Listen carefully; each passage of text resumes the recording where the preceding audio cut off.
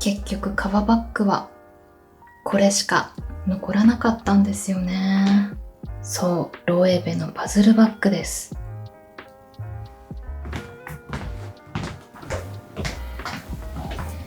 こんにちは、ゆかりです。というわけでですね、私いろいろ革バッグ持ってたんですけども、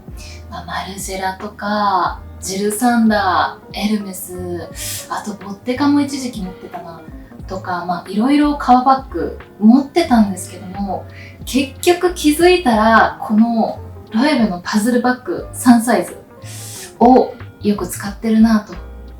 思って、なので思い切って革バッグ他のものを断捨離したんです。そうなんです。思い切って断捨離しまして、結局手放して、この3つがミニサイズとスモールとトートもミディアム、この3つで全部対応できてしまっているといった現状があったので、ちょっと改めて今回は、リアルな私のバッグの荷物と、使い方とかそのあたりをお届けしようかなと思っているので、ロエベのパズルバッグ気になってる方とか、サイズで迷ってる方にリアルな使い分けの状況をお届けできるかなと思います。さて、そんなこんなで私がこの中で一番使ってるのは、そうです、このロエベのパズルバッグのミニの方ですね。私は現在のエッジモデルっていうモデルになる前のこのモデルが大好きで、これを愛用しております。ちなみに私が所持しているのは旧モデル。旧モデルはパーツごとに縫い合わされているデザインです。少しくたっと感のあるこのデザインに当時私は一目惚れして購入したのです。で、基本的に私も本当に荷物を持ち歩きたくない人なので、荷物は最小限でこのミニを一番使ってますね。のでこれが本当に日常のバッグに近いかもしれないです。ちなみに何を入れてるかと言いますと、まず水筒ですね。これは 200ml です。100ml。あと、私最近お財布をやめておりまして、もうね、去年ぐらいからお財布をやめる実験をしていて、で、クレカをじゃあどう持ち歩こうと思った時に、スマホのケースはちょっと私、重さとかケースのね、出っ張りが嫌だったので、じゃあ袋かなんかに入れておくかと思って、カードケースも検討したんですけど、ちょっとね、薄さを追求したくて、もう、これ、ポケカの袋に入れております。ポケカのスリーブが可愛かったので、それに入れておりますので、財布代わりのものと、あとリップとエアポッツですねぐらいを入れて、大体持ち歩くかなっていう感じで、このバッグ水筒入れちゃうと、実はスマホ、私プロの iPhone Pro Max かな使ってて、それがね入らないわけじゃないんですけど、ちょっとね、苦しいかなっていうことで、私このバッグを使うときは、基本的にポケットのついてるアウターとかを着るときに、よく使ってるかなとは思います。もしくは水筒持って歩かないとかね。水筒を入れなければ、別にスマホも入っちゃうので、こんな感じで持ち歩くかのどっちかが多いかなという感じですね。ので、私がミニを使うときはこれを最小限で持ち歩いてるっていう感じです。これで困ったことは私あんまりなくて、むしろこれ以上入ると逆にいっぱい入れすぎて重くなってしまうので、それを防ぐっていう意味でも、このミニぐらいのサイズが私はちょうどいいかなと思って、これがね、やっぱり結局一番使ってますね。そう。なので、荷物を減らしたい人は、あえてミニでもいいのかなと思ったりしてます。っていうのと、あと身につけた時とかも、ミニが一番バランスいいなと個人的には思ってますね。このスモールなんだかんだでちょっと大きいので、バランス取りにくいとは言わないですけど、やっぱりボックスタイプのバッグではあると思うので、ちょっとね、大きさ目立ったりするかなとは思うんですよね。という感じなので、私は本当にミニを一番使ってます。持ってみるとこんな感じです。ミニは斜め掛けもしやすくて本当に持ち歩きやすいバッグ。このサイズ感が可愛いのですよね。荷物が少ない方には全力でおすすめしたいバッグです。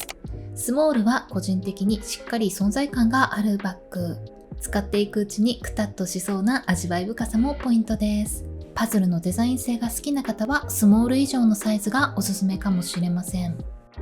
実は私このスモールバッグを最初に買ったんですよね。その当時はなんだかんだもうちょっと入る方がいいよねって思ったので、一番スモールが使いやすいかもと思って、スモールを買ったわけなんですけども、とはいえ私のライフスタイルだと荷物結構少ないので、なので荷物が増える時に、スモールをよく使うかなという感じで、特に夏場ですね。夏場のちょっと水を多めに持ち歩きたい日は、水筒 350ml の水筒と 500ml の水筒両方入るので、そう、意外とこれ 500ml の水筒入っちゃうんですよね。スポッと入っちゃいまして、なので本当に意外と大容量なバッグかなと個人的には思ってますので、もちろんさっきの荷物余裕で全部入っちゃいますし、リップ、エアポッツで iPhone 入れても全然まだまだ余裕で入っちゃうので、逆にその余裕を持たせて、このパズル特有のこのちょっとくたっとした感じをね、楽しむもありだと思うんですけど、ちょっと持つと大きくはないけど大きいかもなって個人的には思ったりもしたので、その辺はなので使い分けでね、この2サイズをめちゃめちゃよく使ってるという感じですね。そう、このパズルバッグね。私は本当に最初にこのスモールのバッグを買ったんですよね。これを最初に見た時に、どうやって作ってるんだろうって思って、そこにちょっとときめきを感じて、で、かつ、ロエベの、革の良さですね。と、クラフトマンシップに惹かれて、購入したという感じで、私多分ね、このバッグは2022年かなに購入したので、もう4年ほど経つバッグですね。まだまだこのバッグは相棒になるんじゃないかなという感じです。なのでバッグって結局たくさん持つよりも役割で分けて持つ方が楽だったりするんですよね。という感じでこの2つをめちゃめちゃメインで使ってるんですけど、とはいえもっと荷物が多くなる日はこのトートが大活躍でして、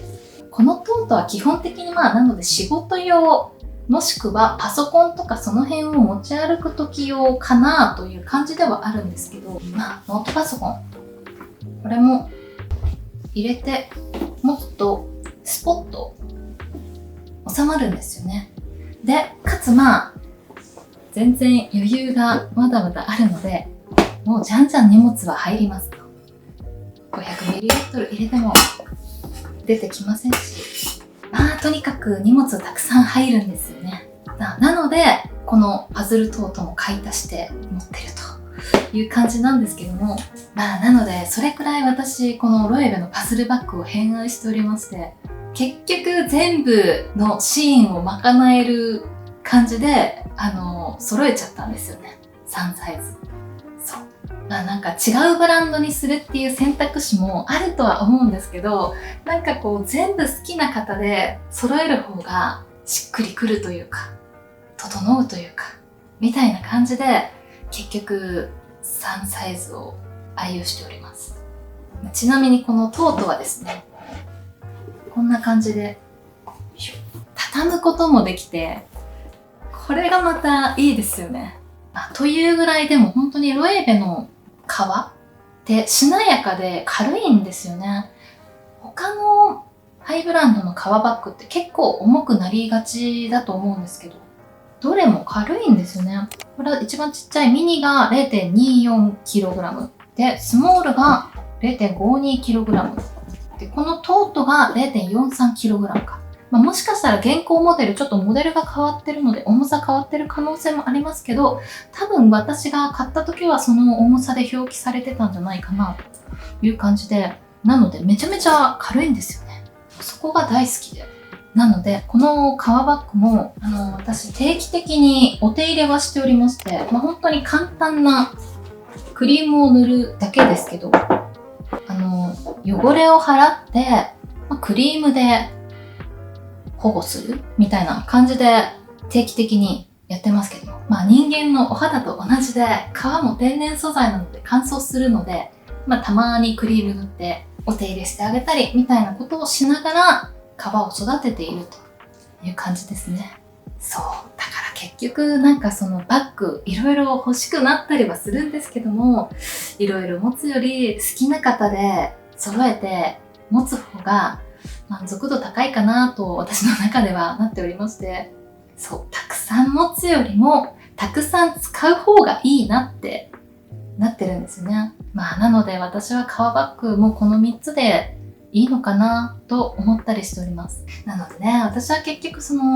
気に入ったものをめちゃめちゃ使ってしまうタイプなんですよね。ずっと愛用したくなるというか。で、多分それはジュエリーも同じで、いや、だから私多分ジュエリー20年くらいとか作っているんだと思うんですけど。トートは肩にかけてもちょうどいい長さで持ち歩きしやすい気がします。パズルトートは持ち手が細いのでカジュアルになりすぎないところもいいような気がしています。トータルバランスのいいトートですね。というわけで本日は私が愛用しているロエベのパズルバッグ、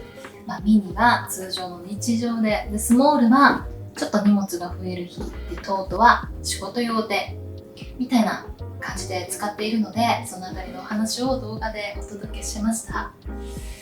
ちょっとまた断捨離したバッグもね、結構いろいろあるんですよね。なのでそのあたりもちょっとまた別の動画で手放したバッグの種類、そして理由とかはまた改めて動画でご紹介しようかな